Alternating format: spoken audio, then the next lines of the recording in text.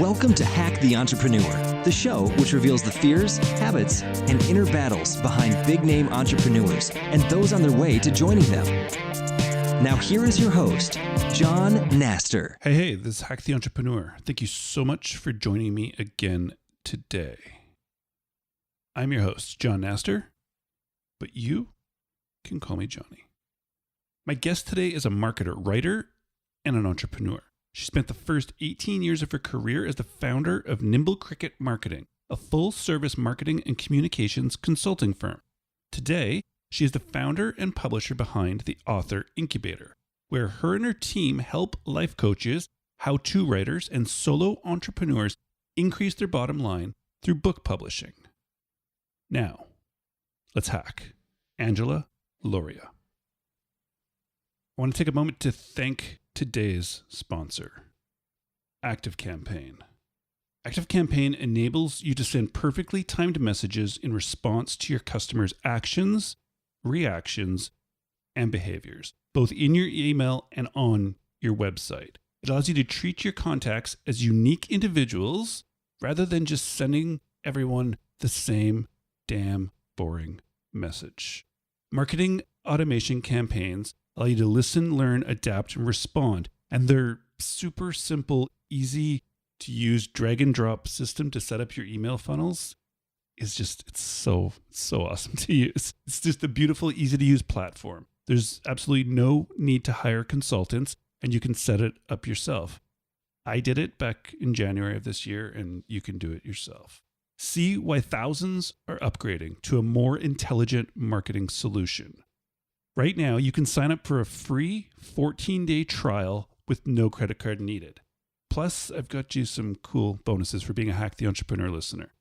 Right now, you can get free migration service. All your contacts, lists, templates, everything that's on your old email provider, they will move it over for free. Plus, whatever platform you sign up for or whatever package you sign up for, your second month of service is absolutely free. Plus, you're going to get a free one-on-one strategy session with their platform consultant. You can use this during your free trial and it'll give you that jump start into ActiveCampaign. Go right now to activecampaign.com/hack. No training fees, no contracts, no credit card necessary. Start marketing smarter today. Get and convert more leads with ActiveCampaign. Go to activecampaign.com/hack.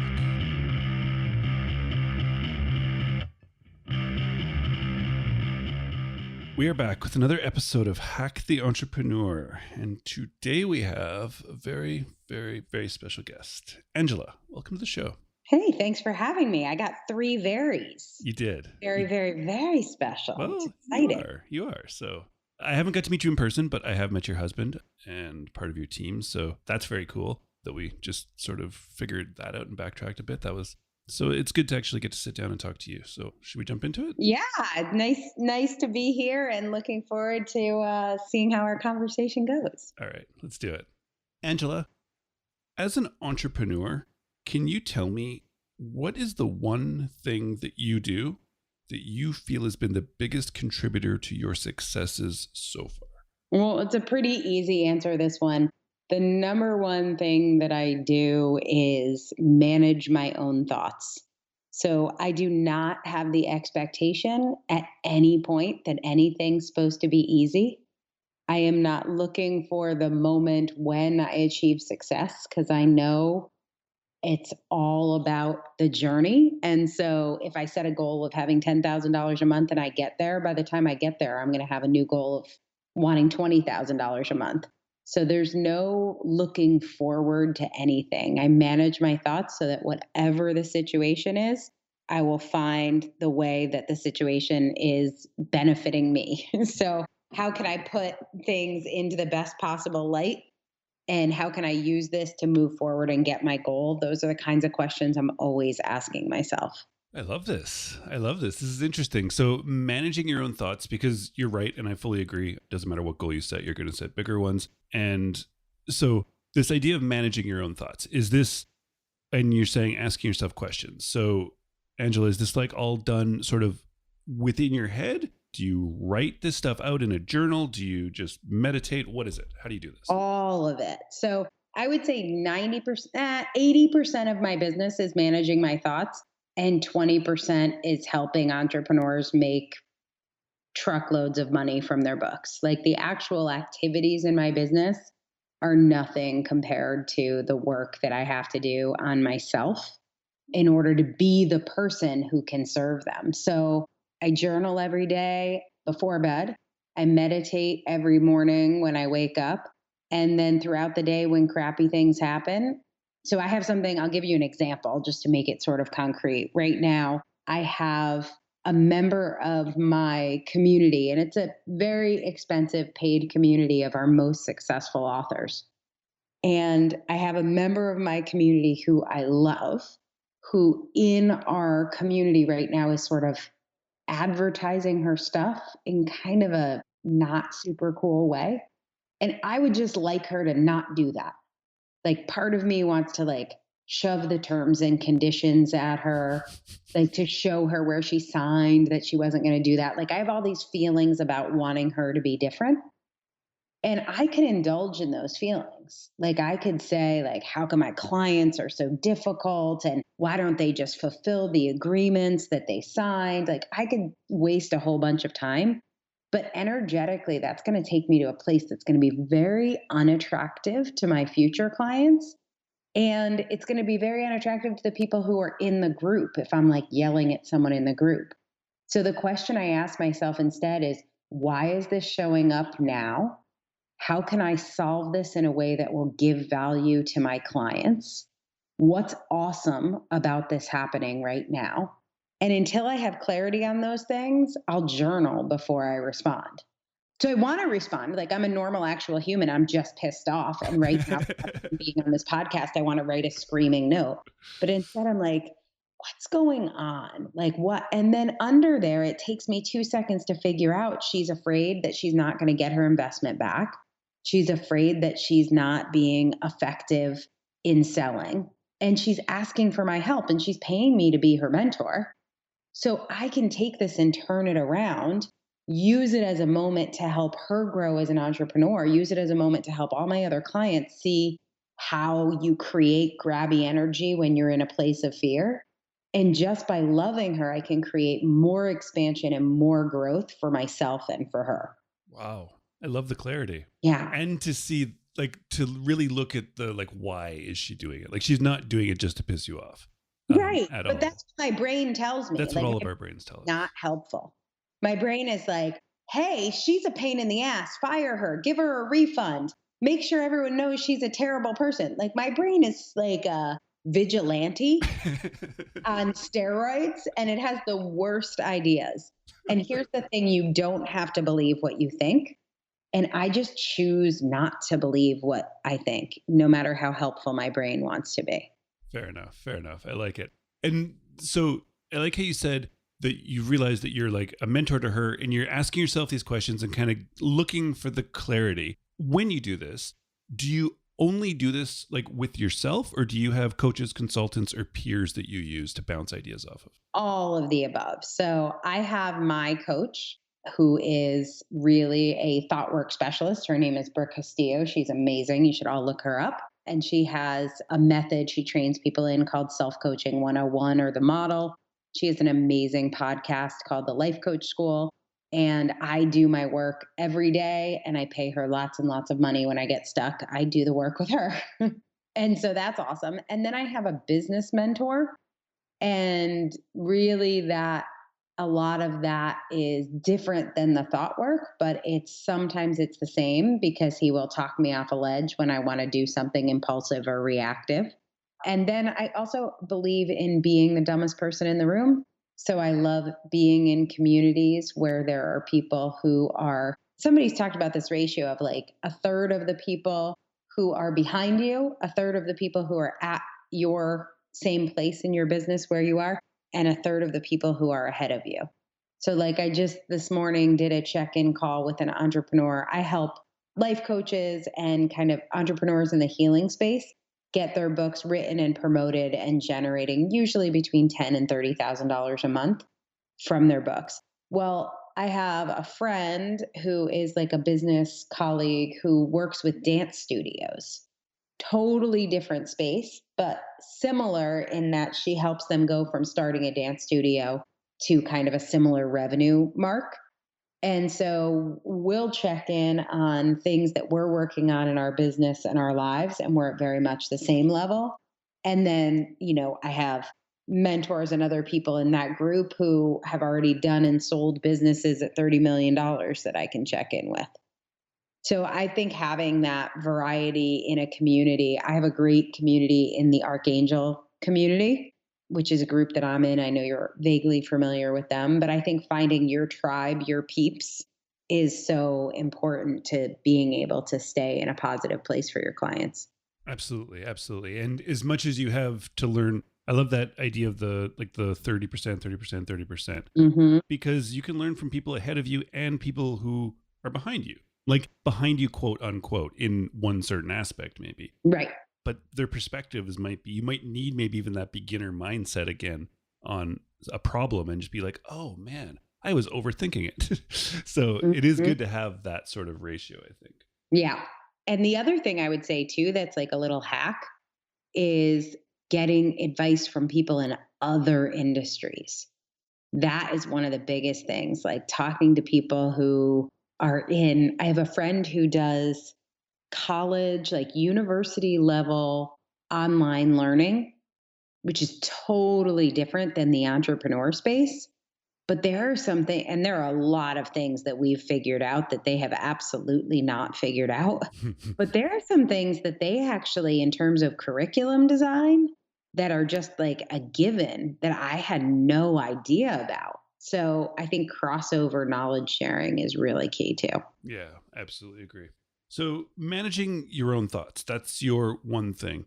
Now, every sort of business expert out there, Angela, likes to talk about the 80-20 rule in business. I like to talk about it too. Yeah, you find that 20% that gets you that 80%. You're supposed to do what you're good at and delegate the rest. Hmm. Angela, can you tell me something that you are absolutely not good at in your business? Absolutely. And this was really hard to learn for me. But I am not awesome at managing and training people. And I really want to be, because I find when I have other people train my staff, they don't train them the way I want. But when I train my staff, I don't train them the way I want either.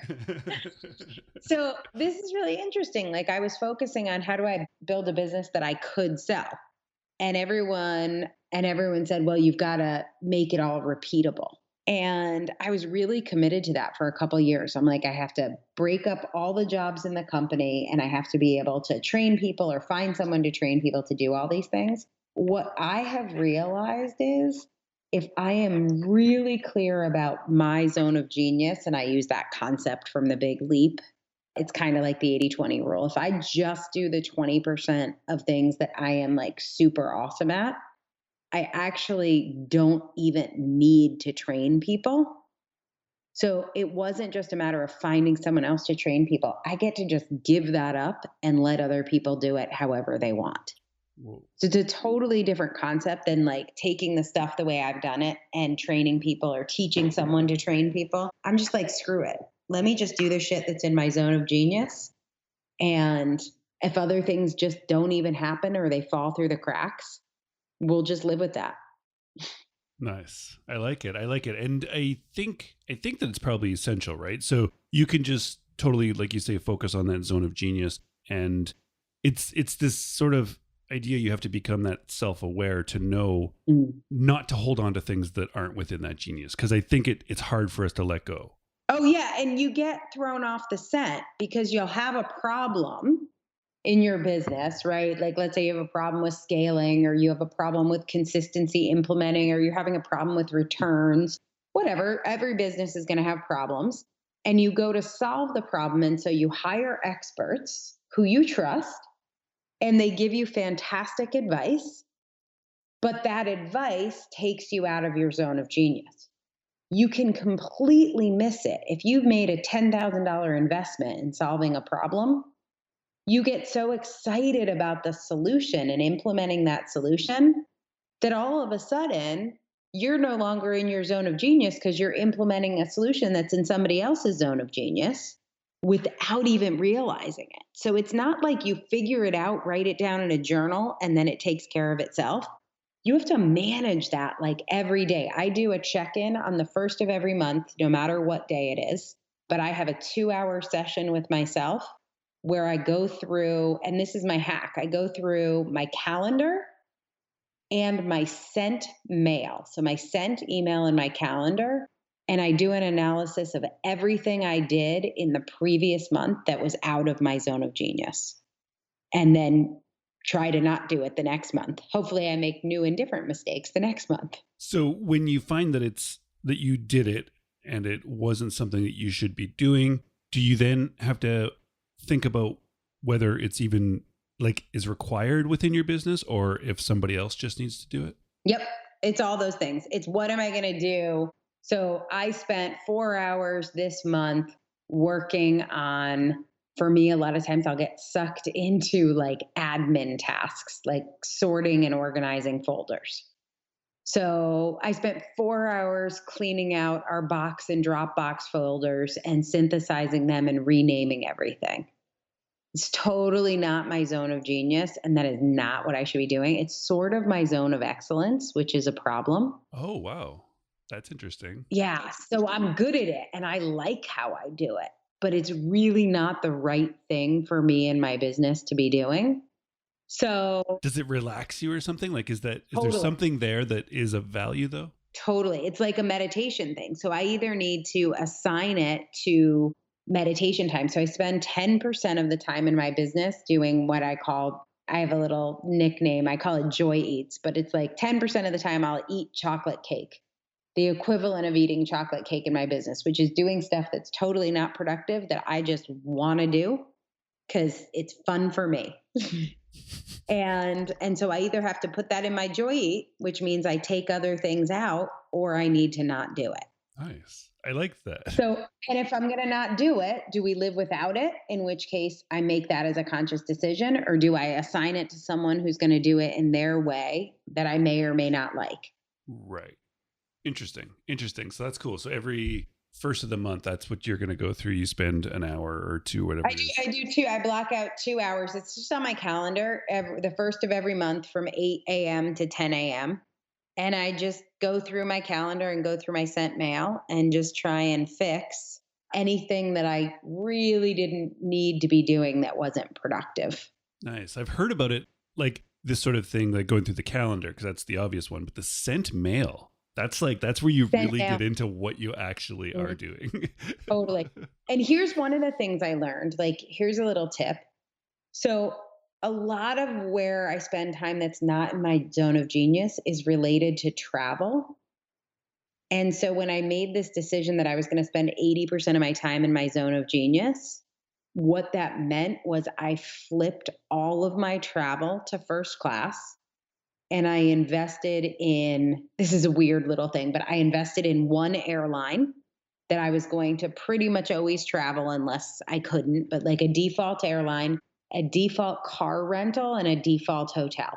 So for me, it happens to be United, Hilton, and Avis. It doesn't actually matter what it is, but I will only use those companies. It doesn't matter if it's more expensive, because the time I was spending comparing to save $10 on a friggin' rental car, not brilliant use of my time. And then I always fly first class, and I always use the lounges so that I can be productive if I'm writing or whatever I'm supposed to be doing while I'm traveling. So I lose the least amount of time on just like travel BS. Because a lot of times we'll save 10%, but we'll lose much more than the 10% by really screwing up. Like I won't fly the red eye unless I have flatbed first class, because I just lose the next day. It's just not worth the cost to my business. So getting honest about that stuff, when you look at your sent mail, you can really see how much time you're wasting on that kind of stuff. Picking an airline, a hotel, and a rental car. That I've never heard anything like this. And that to me is the simplest way to like remove so much just frustration of traveling. Well, and also like the frustration people are willing to get rid of. What they're not willing to get rid of is the endorphin hit of saving 10%. So not worth it. When you explain it like this, it's like, why doesn't everybody do this?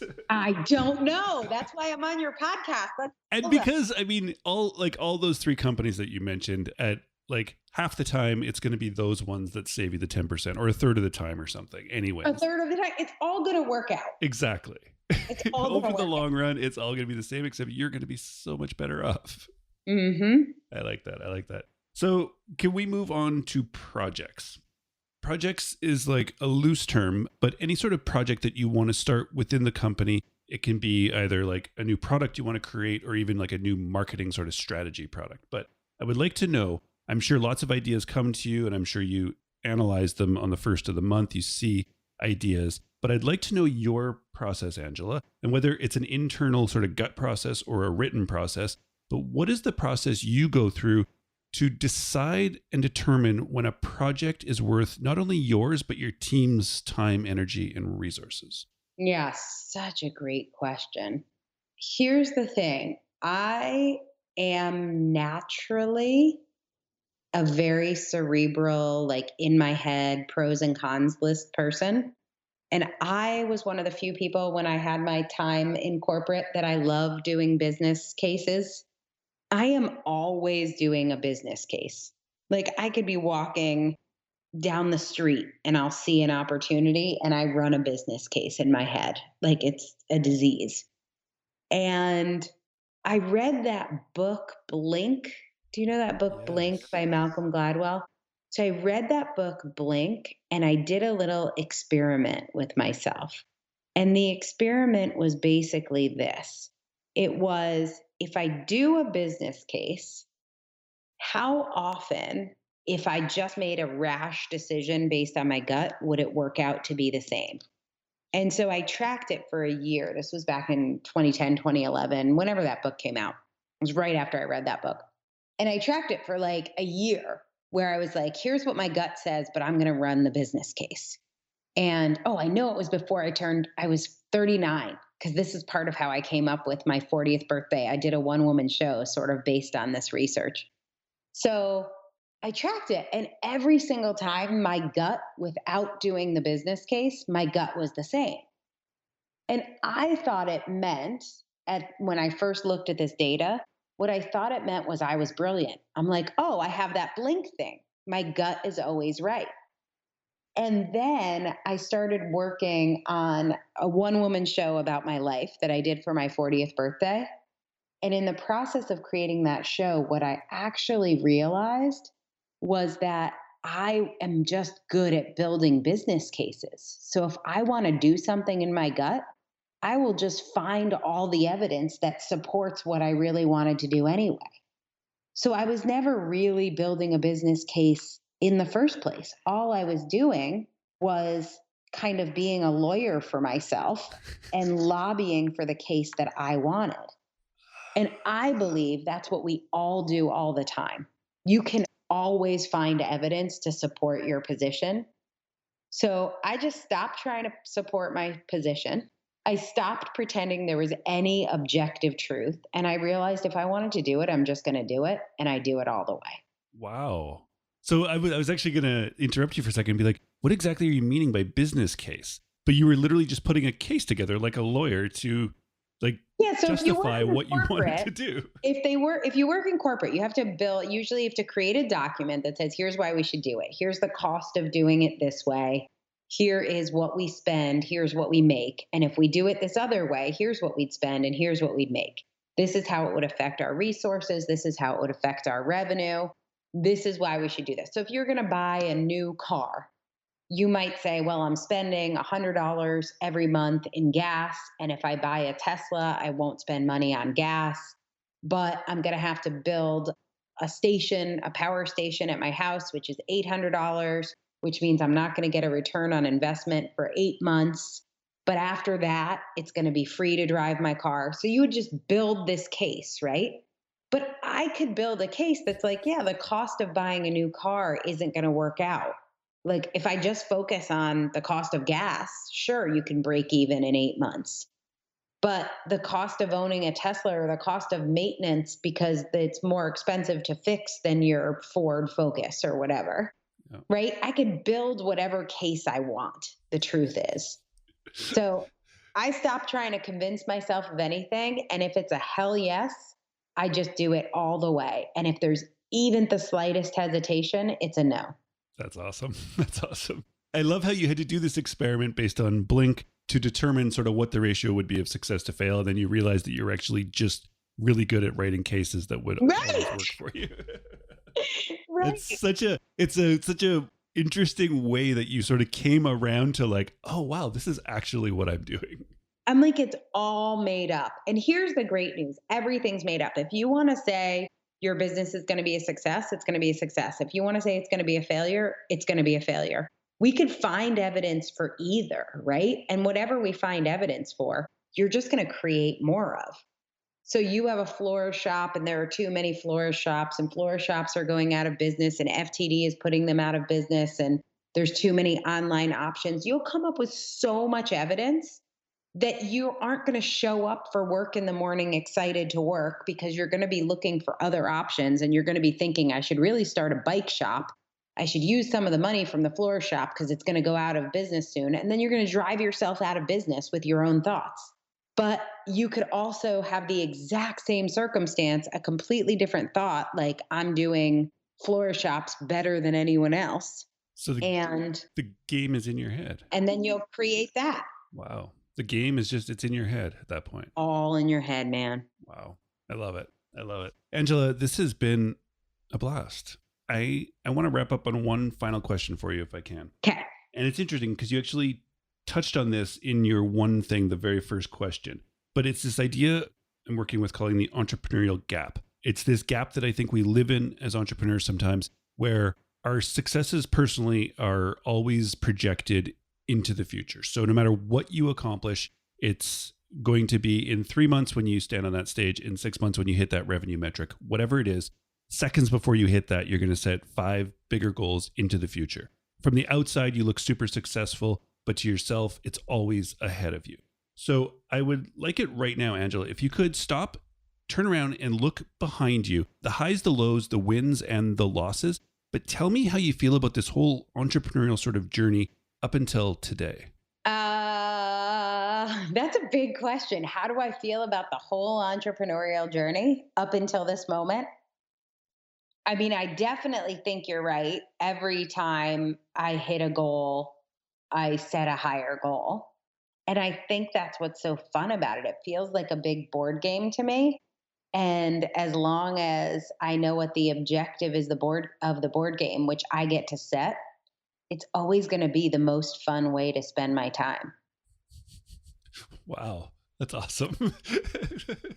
That is how I look at it. It just seems like right now, if I tried to set the objective of the game of make $100 million this year, it wouldn't be a fun board game. Like, I don't know how to do that. It's too big of a leap. Like, we're going to do 7 million this year. And so I don't know how to go from like 7 to 100. So I try and make the objective of the game fun enough that I can win, but not so easy that it's boring. So right now, 7 feels like a done deal, but I'm like thinking about next year, how could I have a plan to do 15? That feels hard. So I don't want to mess with this year. I'm like super excited. This year is like done for me kind of in my head. I know how to get to 7 million. It's sort of inevitable. So instead of spending any time on that, I'm just executing that plan and I'm making up my next board game. My next board game is called Get to 15 million in a year. And I have no idea how to play that one. So I'm just having as much fun as I can, making up fun objectives and then hitting them. That's awesome. So make it like hard enough so that it's fun, or fun enough so that you want to strive for it, but not so hard that it's not fun. Right. Like, I'm sure somebody could go from 7 to 100 million in a year, but I just don't believe that. Like, I would have to do a lot. I would have to do so much thought work. It would just be so hard. I'm just not there. Like, somebody's done that. But that's not my journey. That doesn't feel fun. But the idea of going from 7 to 15, that feels super fun. How hot would that be? And so once I get excited about the goal, then it's as good as done. Like I just have to figure out the steps, but it's all figure outable. I love it. I love it. I love it. Angela, this has been fun, and we've got to talk about your business in passing. Could you now specifically tell the listener more about your business and then where to track you down online? Yeah, so I am the Author Incubator. It's my title and my company name.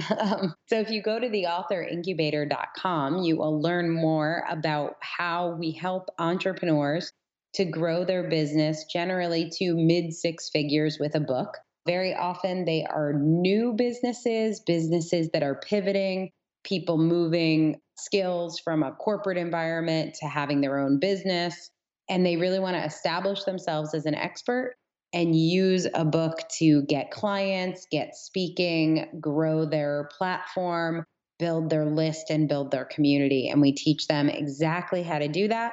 We start by getting their book written, then we find the right publishing deal for them, and then we show them how to market the book so it generates the business that they want. So it's theauthorincubator.com. Excellent. I will link to that in the show notes on Hack the Entrepreneur as well for you. Theauthorincubator.com. BrookeCastillo.com, I believe, is who you mentioned as your coach. Yeah, so it's actually the lifecoachschool.com. The Life Coach School. And really what you want to do is listen to her podcast. It's off the hook because you're already a podcast listener. Yes. And that's the Life Coach School podcast. Excellent. I will track that down and link to it, as well as we mentioned the Archangel Community and Summit that happens here in Toronto, and the book Blink by Malcolm Gladwell. I will link to all those so they're easy for you to find once you get back to your computer. All right, Angela, once again, thank you so much for joining me on the show today. Thanks for sharing so openly. And please just keep doing what you're doing because it's awesome to watch. Thanks for having me. For a long, long time, I've been obsessed with marketing, getting leads, growing businesses. And when I read, several months ago, I read that 53% companies are getting 53% higher conversion rates with marketing automation, email marketing automation, rather than those people who just use traditional like blast campaigns of email marketing. And I knew I had to look into this. So I started using ActiveCampaign in my business and with Hack the Entrepreneur, and it's been blowing my mind. Marketing automation in its simplest sense allows you to use your email campaigns to listen, learn, adapt, and respond, all based on how your customers and website subscribers sort of react, and respond to your email campaigns, and also how they sort of visit and travel around your website. Right now, you can sign up for a 14-day free trial and try it out yourself in your business. No credit card needed. Go to activecampaign.com/hack. Right now, you'll get free migration from your old service. You'll get a second month of service absolutely free. And I've worked out a free one-on-one strategy session with an ActiveCampaign platform consultant just for you. That's activecampaign.com/hack right now to get started with email automation in your business. Well, that was a lot of fun. I actually, right before this in the pre-call, I was talking to Angela, and I had actually met her husband at the Archangel Summit that Angela mentioned on the show. It happens up here in Toronto in September, October, and I went to it this past year. A whole bunch of really cool people were speaking. I saw Gary Vaynerchuk and Seth Godin were there, and her company, the Author Incubator, was actually one of the sponsors, and they were set up, but she was off doing a workshop, I believe, in the UK at the time, and I talked to her husband. I didn't know that this all kind of came together in the pre-call, so it was cool to actually get to sit down and talk to Angela. It was cool that she shared so much, and being part of it is always fun and interesting, and I really enjoy that part of it, but I really love this part of the show where I get to go back. I get to go back and listen to the conversation as you get to hear it. So I did that, and then I did that again, and then I did that again. That third time back through listening to the conversation, there was something that had slipped by me the first few times, but this last time, it was so very clear when Angela said it. It was the one thing. Did you get it? Did you hear it? Let's do it. Let's find the hack. this is a weird little thing, but I invested in one airline that I was going to pretty much always travel unless I couldn't, but like a default airline, a default car rental, and a default hotel. So for me, it happens to be United, Hilton, and Avis. It doesn't actually matter what it is, but I will only use those companies. It doesn't matter if it's more expensive because the time I was spending comparing to save $10 on a friggin' rental car, not brilliant use of my time. And that's the hack. Angela. I love this. I love this during the conversation and again now. So the idea that you just default to an airline, a car rental, and a hotel for you is perfect because it saves that time. So the idea is that you possibly or probably don't travel as much as Angela does. I don't. Most people don't. But we all have these things in our lives that we do sort of repetitively and spend too much time on. The reason why we do that, and it's subconscious or consciously, but it's because we're not putting enough value onto our time, right? So as an entrepreneur, our job is to scale and leverage our time. We all have the same amount of time every single day and every single week. It's just the way it is. Your busyness is made up by things that you have to do, but they can be things that aren't necessary to do. Like Angela says, it's not worth wasting her time like people do to save the $10 because it's probably going to come out in the end anyways on an average. It's probably or possibly not worth your time to drive across your city to get a bit cheaper gas. It's possibly not worth your time to sit there and try and decide what to eat every day for lunch because it takes time. All of this stuff takes time, and that time could be used in a better or more effective way. And it's this idea of valuing your time, right? Lots of people do this really, really effectively. Whether you want to put $25 an hour onto your time or you want to put $250 or $1,000 onto your time. When you do that, you sort of mentally make this shift of everything that you do has to be kind of optimized to a point because of the cost that it bears. When you start valuing your time as nothing, you start to value yourself as nothing. And then when you try and sell your service or your product or even yourself as a consultant or a coach or whatever it is to a customer or a client, it's hard to now try and tell them that the value of your time is $250 an hour, but then you actually absolutely value yourself as $0 per hour. You see, there's a disconnect there. If you want people to value your time, you need to do it first. It's the way that it works. And I love that Angela does this. It's literally the simplest way, like an airline, a car rental, and a hotel. And yet I've never heard this said like this before. Angela, thank you. All right. Well, that was a lot of fun, wasn't it? I enjoyed it. Yeah. HackTheEntrepreneur.com is the website. Head over there, get onto the email list, and yeah, check out Angela's show notes. I'm going to have links to everything she talked about on the show, which was actually a fair bit. And then also the blog. Been writing every Monday, new articles coming out. And then every Wednesday, have that new series called How I Started. I believe we're at 3 of them now. Somebody who started a boutique travel agency, somebody who started digital educating people on how to pass the CMA exam. And now the most recent was the founder of Whole Whale, who was on the show about 6 months ago, which is like an analytics company for not-for-profits. I've had all 3 of those people on. It's a text-based interview, 21 questions about how they came up with the idea and started their business, got their first customers. Yeah, been getting some great comments about it and think you might really dig it. So it's over at the blog, hacktheentrepreneur.com/blog. You'll see it. It's called How I Started.